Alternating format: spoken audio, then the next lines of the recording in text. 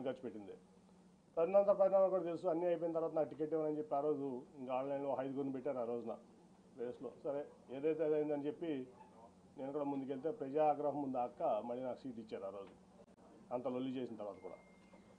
అట్లాగే ఆ తర్వాత మరి ఏ రోజు కూడా ఒక ఎంపీగా మరి అక్రమ సంపాదన ఇంకోటి ఆశపడకుండా నిజాయితీగా పార్టీ కోసం, ప్రాంతం కోసం, ప్రజల కోసం కష్టపడ్డా.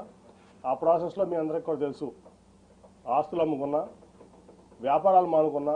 ఇవాళ నేను అమ్ముకున్న ఆస్తులు విలువ హైదరాబాద్లో 2,000 కోట్లు, అక్షరాలు 2,000 కోట్లు. నేను అమ్ముకున్న ఆస్తులు మీకు కావాలంటే నా 14 యాక్షన్ అఫిడవిట్ తీసి వాళ్ళు చూస్తే నా ఆస్తులు ఇవాళ వాల్యూ 2,000 కోట్లు ఉంటుంది. అట్లాగే వ్యాపారం కాకుండా కొన్ని విషయాల్లో ఆయన నా పట్ల ప్రదర్శించినటువంటి తీరులో వ్యాపారం కూడా ఆపుకోవాల్సి వచ్చింది. ఆ రోజు కూడా నేనేం బాధపడలా, వాట్ నెక్స్ట్ అనుకుని ముందుకెళ్ళాను. సరే 19 ఎలక్షన్ మళ్ళీ గెలిచాను. ఇక్కడ లోకేష్ గారు మనకి గెలిపితే నేను విజయవాడలో ఎంపీగా నేను గెలిచాను. మరి ఆయన పార్టీ ఇన్ఫ్రాస్ట్రక్చర్ అంతా ఇచ్చారు, రిసోర్సెస్ అన్నీ ఇచ్చారు. అట్లాగే పార్టీ యంత్రాంగం మొత్తం ఆయన కోసం కృషి చేసిన ఆయన ఓడిపోయారు.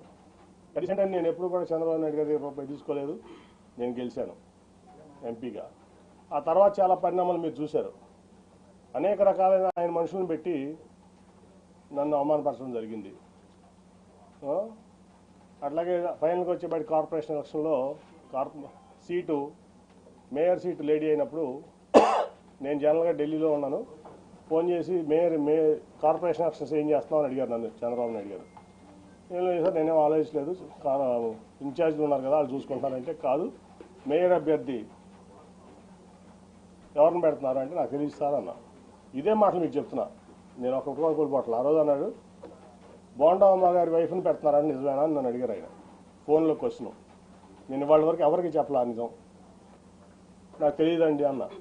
లేదు అది జరిగితే చాలా ప్రమాదకరం, నువ్వు ముందు మీ కుటుంబంలో మీ కూతురులో ఉన్న పెట్టు అంటే, లేదండి వాళ్ళు ఈ ఆలోచన లేదు, వాళ్ళకి రాజకీయంలోకి వచ్చేది ఆలోచన లేదంటే, కాదని చెప్పి 3 రోజులు నన్ను ఆయన ఇబ్బంది పెట్టారు, ఆయన బలవంత పెట్టారు, ఇబ్బంది కాదు.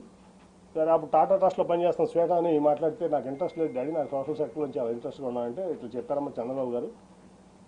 సరే మరి పార్టీ కోసం చేయాల్సి వస్తుందా మనం చేద్దామంటే 3 రోజులు విముఖత తర్వాత అక్కడ రాజీనామా చేసి వచ్చి ఇక్కడ ఆవిడ చూడడం జరిగింది. తర్వాత మళ్ళీ ఏం జరిగిందో మీకు అందరూ తెలుసు. అట్లా మళ్ళీ